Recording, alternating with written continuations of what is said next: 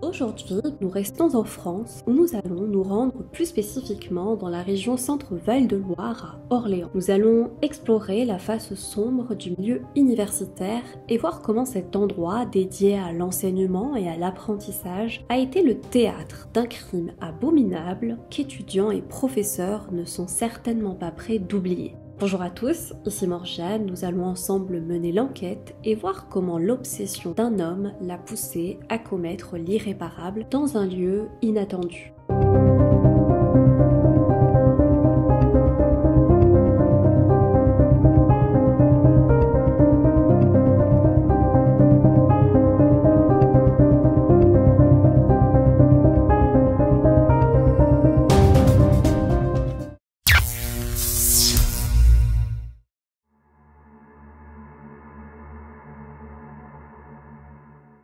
Mercredi 22 juin 2005 est une journée d'été bien chaude à Orléans. À l'IUT de la ville, c'est la fin de l'année universitaire et qui dit année qui se termine, dit d'abord des examens à passer avant de profiter de vacances bien méritées. Justement, à 15h30 ce jour-là, c'est au tour de Julia Bastide, 20 ans, de passer sa soutenance de stage de fin d'année qui a lieu dans la salle de cours numéro 109. Elle est devant un jury d'enseignants, un professeur d'anglais, un professeur de gestion, le maître de stage de la jeune femme et le patron de l'entreprise où elle a effectué son stage. Julia étudie en deuxième année de gestion des entreprises et administration. Une vingtaine de camarades ont fait le déplacement et sont présents dans l'assemblée pour assister à sa soutenance.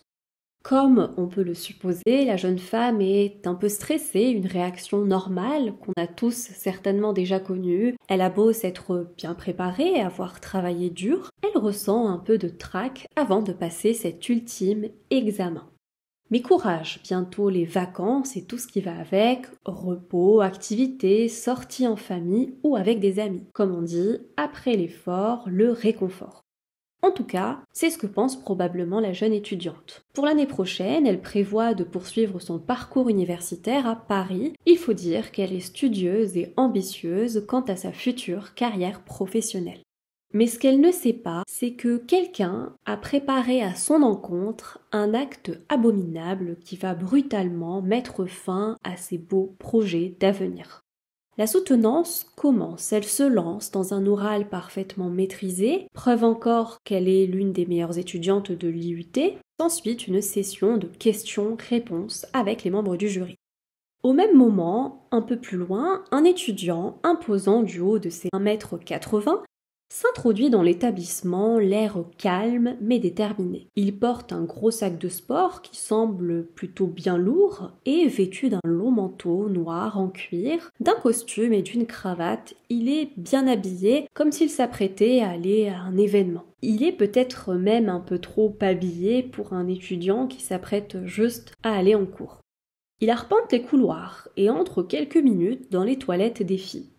Quand il en sort, il n'a plus son sac de sport, mais porte sur lui une arme et des munitions. Il sait exactement où il doit aller et part donc à la recherche de la salle de cours numéro 109. Ça y est, il trouve la pièce, la porte est déjà ouverte, visiblement quelqu'un de perspicace a jugé bon de la laisser ainsi pour bien aérer la pièce. Car des cerveaux qui travaillent, c'est des cerveaux en ébullition et une pièce qui surchauffe. L'individu entre donc, sans hésiter, sans s'annoncer, il s'avance directement vers sa cible, Julia, qui elle a le temps de le voir s'approcher. La jeune femme voit l'homme, elle voit l'arme aussi que porte l'assaillant. Alors elle se met à hurler, tente de s'enfuir, mais voilà qu'elle trébuche sur un meuble. Au début, il faut se dire qu'il n'y a qu'elle qui le voit arriver puisque le public et le jury sont de dos. Julia essaie désespérément de se cacher derrière ce meuble pour éviter d'être touchée par un tir, mais il est trop tard, il vient de lui tirer sur le bras. L'homme lui fait ensuite un doigt d'honneur, arme de nouveau son fusil et tire froidement une deuxième fois. La balle lui rentre dans le dos et atteint ses poumons. Et alors que la jeune femme est à terre à se tortiller de douleur, à avoir du mal à respirer aussi, il l'achève lors d'un troisième tir avec sa carabine 22 long rifle à bout portant. La jeune femme décède sur le coup. Cet homme n'est autre que Jean Loup Anne, 22 ans, et il vient de tuer de sang-froid sa camarade Un des professeurs parvient heureusement à le désarmer avant qu'il ne fasse plus de victimes, mais le tueur, lui, arrive à prendre la fuite. Pour Julia, il est trop tard, elle ne respire plus, elle a succombé sur place à ses blessures malgré les tentatives de réanimation prodiguées par ses camarades et son transfert à l'hôpital. Mais alors qui est ce Jean-Loup Anne? Quel est son lien avec Julia et pourquoi l'avoir tué, qui plus est, de façon si théâtralisée?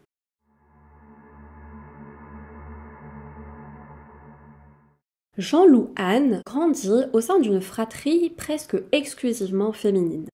Il a une sœur aînée, Amandine, une jeune femme très intelligente, un peu la chouchou de la famille, et deux sœurs cadettes. Il est étudiant à l'IUT d'Orléans. Il adore tout ce qui a trait aux jeux vidéo et porte un look assez atypique, arborant fièrement son long manteau noir en cuir, un peu à la Matrix. Fils d'un général retraité de l'armée de l'air et d'une ancienne pilote de ligne devenue mère au foyer, il est un jeune homme de plutôt bonne famille, il est discret et réservé. Il grandit dans un milieu où l'altruisme et l'empathie sont importants puisque sa mère, Danielle, est très investie dans des causes humanitaires. Il connaît Julia de vue puisque tous deux étudient à l'IUT d'Orléans. Le problème, c'est qu'il est obsédé par la jeune étudiante. La belle Julia est intelligente, populaire, pleine de charme, et elle a aussi une vie classique d'étudiante. Elle est aussi en couple avec un certain Thomas, dans une relation stable qui dure depuis 5 ans, et travaille ponctuellement comme mannequin quand l'occasion se présente, un peu comme un petit boulot qu'elle fait une fois de temps en temps. Jean-Loup a un vrai coup de foudre pour elle, mais ses sentiments à son égard vire très vite à l'obsession et au harcèlement. Un scénario malheureusement loin d'être exclusif. Il y a un peu plus d'un mois par exemple, je vous avais raconté l'histoire de Richard Farley et Laura Black, pour ceux qui ont vu la vidéo, et donc vous allez constater que sous certains aspects, l'affaire d'aujourd'hui aura peut-être quelques effets de déjà-vu, avec bien sûr quelques différences tout de même. Pendant 2 ans, Julia va subir le harcèlement de Jean-Loup et vous allez le voir, son comportement est vraiment flippant, je vous raconte. En 2003, alors qu'il est dans une autre classe que Julia et que cette dernière ne le connaît pas encore, il s'amuse à lui envoyer tous les jours un email anonyme dans lequel il décrit la tenue qu'elle porte. Tout ça pour lui montrer qu'il existe et qu'il l'observe quotidiennement. L'année suivante, il s'arrange pour être dans la même classe qu'elle et lui dévoile enfin être l'auteur de ces fameux courriers anonymes.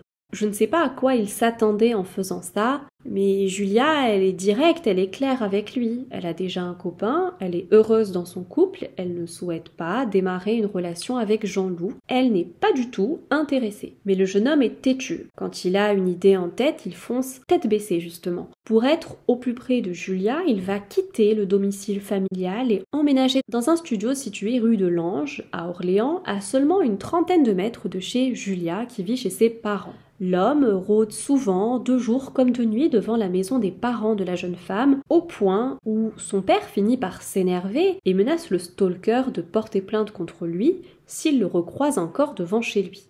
Ensuite, Jean-Loup va même jusqu'à créer un site internet dédié à Julia. Ça, c'est ce qu'il fait en dehors de l'IUT. Dans l'IUT, il a aussi un comportement dérangeant. Il s'assoit en cours, systématiquement en face de Julia et passe tout son temps en fait à l'observer, comme s'il n'avait pas un cours à suivre. Et il s'amuse à faire des montages audio avec sa voix, il la prend en photo à son insu et la harcèle d'appels téléphoniques alors qu'elle ne lui a jamais donné son numéro de téléphone. Bref, comme vous l'avez vu, ce type est vraiment bizarre, et même plus que bizarre, je dirais inquiétant et dérangé, ça ne tourne clairement pas rond dans sa tête. Julia, elle, est une jeune femme d'une extrême beauté qui respire la joie de vivre. Son père est galeriste, elle a une vie classique, comme je vous l'ai dit, d'étudiante et elle est fidèle à sa réputation de personne bienveillante. Elle tente d'apaiser la situation, d'engager la discussion avec cet admirateur cinglé. Elle lui propose même de participer à quelques sorties avec son groupe d'amis, mais le jeune homme refuse et continue son harcèlement. Et Julia, et peut-être c'est là où est l'erreur, décide de ne pas porter plainte pour éviter d'envenimer la situation. Elle est plutôt dans un souci d'apaisement que d'essayer de faire aller les choses plus loin. Et vous savez quoi? Le harceleur est loin d'en être à son coup d'essai. Julia n'est pas la première victime de ces harcèlements. Plus les investigateurs s'attardent sur le profil psychologique et le passé du tueur, plus ils se rendent compte qu'il est en réalité un harceleur en série. Avant de jeter son dévolu sur Julia à l'IUT, il a ciblé d'autres camarades tout au long de sa scolarité. Ses victimes sont par exemple Clémence, en classe de 4e, qu'il tente d'étrangler et qui sera sauvée in extremis par une copine. Claire, dont il décrit en détail sur son blog comment il projette de l'assassiner. Cécile, au lycée, qu'il insulte régulièrement et qu'il finit par gifler.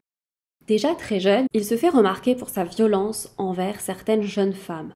Ses parents sont régulièrement convoqués par les établissements scolaires concernés, mais ils parviennent à chaque fois à étouffer ses affaires et le changent de lycée pour tenter de passer à autre chose. Mais rebelote, il recommence et se choisit une nouvelle élève à harceler. Un suivi psychologique est recommandé pour le jeune homme, mais il n'ira jamais consulter. En janvier 2003, alors qu'il étudie en prépa HEC dans le domaine donc de l'économie et du commerce, Jean-Loup se met à harceler la célèbre présentatrice de JT Anne-Sophie Lapix. Inutile de vous la présenter, je pense que vous la connaissez tous.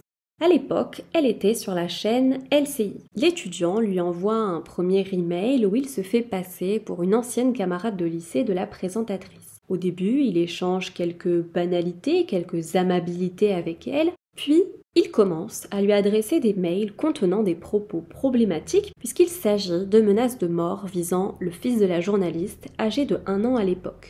C'en est trop pour elle, elle prend ces menaces au sérieux, elle a bien raison quand on sait ce qu'il fera quelques années plus tard. Elle porte plainte contre lui et les enquêteurs remontent au jeune homme grâce à l'adresse IP de son ordinateur. Après avoir été démasqué, voilà ce qu'il écrit à Anne-Sophie Lapix. Bonsoir Anne-Sophie, félicitations, tu sembles m'avoir démasqué. Ton quotidien risque de changer dans un avenir proche. Voici mon profil. J'ai du temps, de l'argent, j'habite Paris et je suis très motivée. Je pense connaître l'adresse de ton domicile. Quand tu présentes ton journal, je te regarde. Quand tu quittes LCI, je te regarde. À moins que tu ne présentes ta démission, tu es foutu, je te le jure. Vous l'avez vu, un vrai psychopathe, son message donne vraiment la chair de poule. Jean-Loup pousse même le vice jusqu'à lui envoyer au siège de la rédaction de LCI une enveloppe contenant une mystérieuse poudre blanche pour faire croire que c'est de l'anthrax, cette substance potentiellement mortelle si elle est inhalée. Et face à ça, son explication, c'est qu'il a fait tout ça parce qu'il était en stage et qu'il s'ennuyait à mourir. Oui, là où quelqu'un de normal aurait pris un bon bouquin, un magazine à lire ou alors tout simplement son téléphone portable pour scroller sur les réseaux pour passer le temps, eh bien lui, il s'amuse à faire des canulars de très mauvais goût.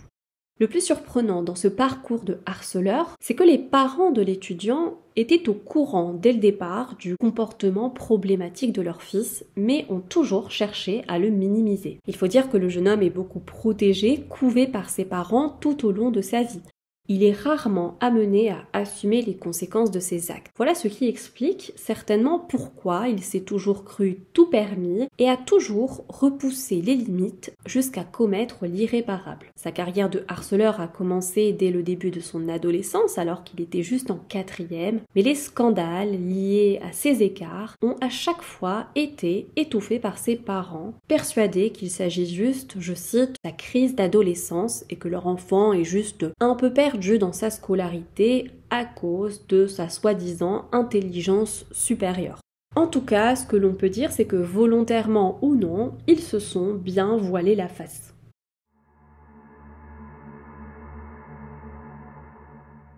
Jean-Loup Anne est arrêté 45 minutes après le meurtre. Selon une première version, il est caché sous un arbre derrière l'IUT. Selon une autre version, il aurait été retrouvé patientant dans la station de tramway Lorette, non loin de l'établissement. En effet, il a tout de suite été identifié par les témoins du crime puisque tout le monde à l'IUT connaissait cette rumeur d'obsession maladive et malsaine de Jean-Loup pour Julia. En attendant son procès, il est placé en détention provisoire à la prison de Fresnes.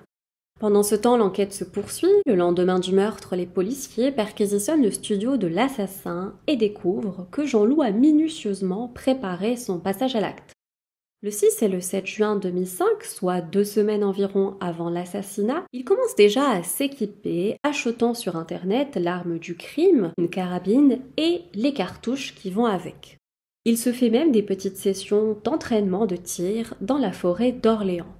Le jour du drame, il se donne du courage pour accomplir son geste fatal en regardant le film Elephant, s'inspirant de la célèbre tuerie de masse dans le lycée de Columbine aux États-Unis.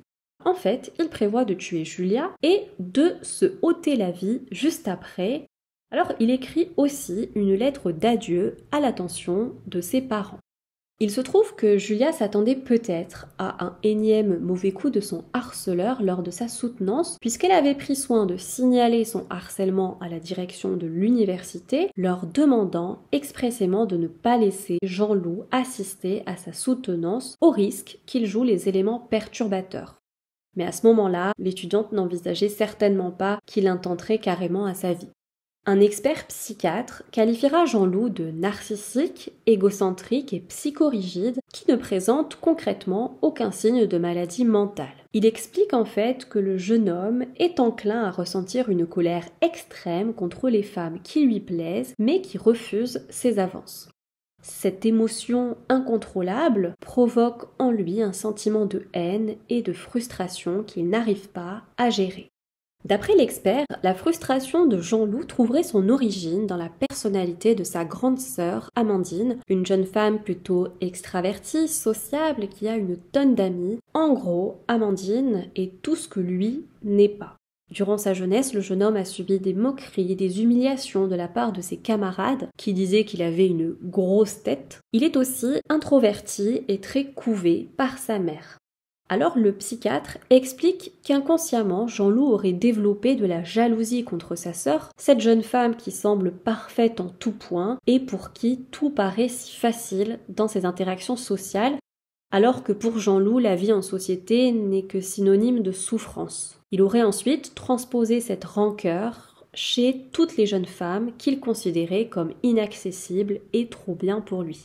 Et je pense qu'on peut par exemple, sans trop s'avancer, faire un parallèle avec Ted Bundy par exemple, qui lui visait essentiellement des jeunes femmes grandes, belles, brunes, parce qu'il avait été quitté par sa première copine à l'université, cette femme pour qui il avait beaucoup d'admiration, et puis ce rejet, il l'a transposé sur d'autres personnes. Et je pense que Jean-Loup a fait un peu la même chose. Cette haine qu'il avait contre sa sœur a été transposée vers d'autres personnes puisqu'il ne pouvait pas atteindre sa propre sœur.